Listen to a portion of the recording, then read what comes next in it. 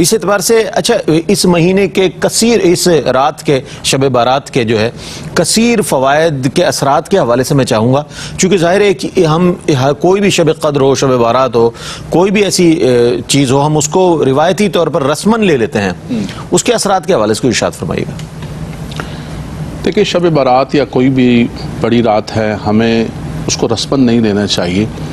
بلکہ ایک باقاعدہ طور پر عبادت کے طور پر گزارنا چاہیے، اور کام بھی وہی کرنے چاہیے کہ جن کاموں کے کرنے کا نبی کریم صلی اللہ تعالی وسلم نے ہمیں تعلیم عطا فرمائی ہے۔ تو ہمیں صرف رسمی نہیں بلکہ باقاعدہ طور پر اہتمام کے ساتھ، احتشام کے ساتھ، جیسے کہ مفتی صاحب نے بہت خوبصورت بیان کیا کہ اگرچہ آقا دو جہاں صلی اللہ تعالی وسلم ایک مرتبہ تشریف لے گئے قبرستان،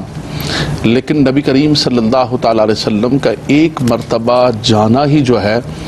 وہ اس بات پر دلالت کرتا ہے کہ یہ سنت مبارکہ ہے،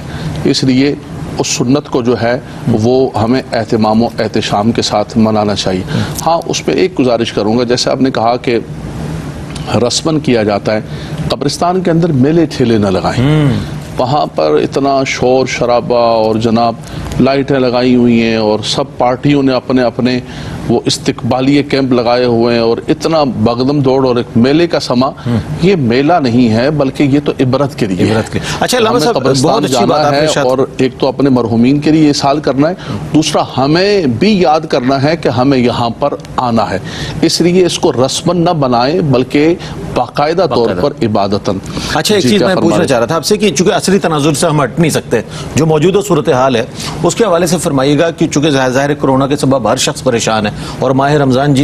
جس ماحول میں آ رہا ہے اس میں ممکنہ طور پر وہ اقدامات ہو سکتے ہیں، یہ فرمائیے گا کہ توبہ اور استغفار سے کیا یہ جو آفات ہیں، بلائیات ہیں، ہم اس سے جو ہے وہ محفوظ رہ سکتے ہیں؟ یہ کیا اس حوالے سے بتائیے گا، چونکہ شب برات کی بھی آمد ہے اور یہ صورتحال بھی آپ کے سامنے۔ دیکھیں شب برات اللہ تبارک و تعالیٰ نے ہمیں عطا ہی اس لیے فرمائی ہے، اس کی جو مرکزی چیز ہے وہ یہی ہے جو نبی کریم صلی اللہ علیہ وسلم نے فرمایا کہ اس رات کے اندر بندہ اللہ کی بارگاہ کے اندر استغفار کرے، ٹھیک ہے، اللہ کی بارگاہ کے اندر توبہ کرے۔ ویسے تو جب بھی توبہ کریں، ہر رات میں توبہ کریں، صبح توبہ کریں، شام کو توبہ کریں، لیکن خاص طور پر یہ گولڈن چانسز ہوتے ہیں جب اللہ تبارک و تعالیٰ کی خصوصی رحمتوں کا نزول ہوتا ہے، لیلۃ القدر کے اندر، شب برات کے اندر، رمضان المبارک کے اندر، نزول قرآن کے موقع پر، تو فرمایا اس کے اندر خاص طور پر استغفار کرنا چاہیے۔ اور یقیناً استغفار کی جو برکتیں ہوتی ہیں رئیس بھائی اتنی وسیع ہیں کہ اگر کوئی بندہ کچھ اور نہ کرے، وہ صرف استغفار ہی کرتا رہے نا، تو اس کے دینی اور دنیاوی اتنے فوائد ہیں، اتنی برکتیں ہیں جو قرآن ذیشان نے خود ذکر فرمائے کہ فَقُلْتُ اسْتَغْفِرُوا رَبَّكُمْ إِنَّهُ كَانَ غَفَّارًا يُرْسِلِ السَّمَاءَ عَلَيْكُمْ مِدْرَارًا وَيُمْدِدْكُمْ بِأَمْوَالٍ وَبَنِينَ وَيَجْعَلْ لَكُمْ جَنَّاتٍ وَيَجْعَلْ لَكُمْ أَنْهَارًا۔ فرمایا رب تبارک و تعالیٰ تمہارے مالوں میں، تمہاری اولادوں کے اندر برکتیں فرمائے گا، تمہاری روزیوں میں برکتیں فرمائے گا، آسمان سے تمہارے لیے بارشیں نازل ہوں گی۔ عمل کیا ہے؟ عمل ایک ہے استغفار کرنا۔ تم استغفار کرو گے، عسیٰ ربکم ان یکفر عنکم سیئاتکم ویدخلکم جنات تجری من تحتہا الانہار۔ آخرت کے اندر تو اس کا یہ ہے کہ رب تبارک و تعالیٰ اس کی برکت سے تمہارے تمام گناہوں کو محو معاف فرما دے گا۔ بلکہ یہاں پر سورہ تحریم کے اندر رب کائنات نے فرمایا کہ تمام گناہوں کو معاف فرما دے گا۔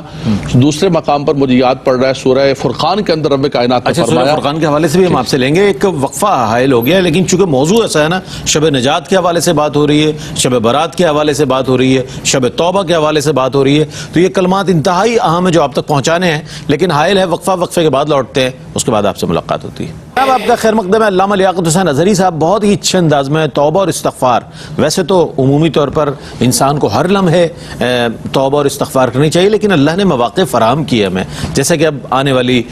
جو رات ہے یعنی کہ شب بارات کے حوالے سے کیا فرمائیے؟ میں جلدی سے 1 منٹ کے اندر عمر قبلہ زئی صاحب فرمائے کہ میں 1 منٹ کے اندر جلدی سے سورہ فرقان کے حوالے سے کچھ ارشاد فرمائیں۔ سورہ فرقان کے حوالے سے عرض کر رہا تھا کہ سورہ تحریم کے اندر فرمایا کہ سارے گناہوں کو معاف کر دیا جائے گا، سورہ فرقان کے اندر اس سے بڑھ کر فرمایا، وہاں گناہوں गुनाहों की माफ़ी का फरमाया, या फरमाया उलाइका युबद्दिलुल्लाहु सय्यिआतिहिम हसनात, अल्लाह न सिर्फ गुनाहों को वो माफ किया जाएगा हसनात बल्कि उन सय्यात को हसनात से तब्दील कर दिया करीम रब है, जाएगा। यानी कितना बड़ा है कि सय्यात देखी हुई उनको बिठा के हसनात नेकियां सारी की सारी दर्ज किया जाए। दूसरा फायदा ये नबी करीम सल्लल्लाहु अलैहि वसल्लम ने फरमाया कि इंसान के दिल पर स्याह नुक्ता लग जाता है। जब इंसान इस्तिग़फ़ार करता है तो रब तबारक व तआला जो है उसके स्याह उस ब्लैक स्पॉट को, स्याह नुक्ते को रब तबारक व तआला साफ कर देता है। तो आप दीनी देखें, दुनियावी देखें, उखरवी देखें, रोजी में बरकत, माल में बरकत, अल्लाह की रहमतों का नुज़ूल।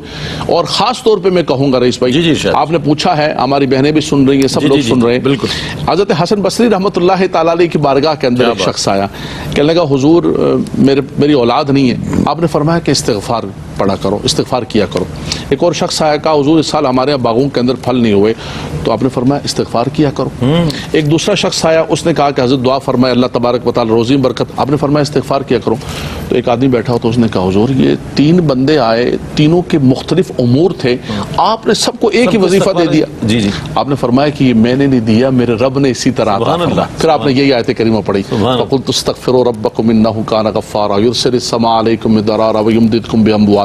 तो अगर कोई चाहता है कि उसकी रोजी में बरकत हो, अल्लाह तबारक व तआला उनके घरों पर रहमतों का नुज़ूल फरमाए, तो उसका एक ही तरीका है, ये अल्लाह ने हमें इस्तिग़फ़ार की रात अता फरमाई है। इसका सबसे बड़ा काम यह है कि अल्लाह की बारगाह के अंदर इस रात में गिड़गिड़ा कर इस्तिग़फ़ार करें। लेकिन वही बात कहूंगा जो मुफ्ती साहब ने कही कि ये नहीं कि आप मस्जिद के अंदर सफ़ेद टोपी सफ़ेद कपड़े पहन के आकर बैठ के हज़रत दुआ फरमाइए, पीर साहब दुआ फरमाइए, अल्लामा साहब दुआ फरमाइए, और उधर घर में आपका जो बड़ा पीर है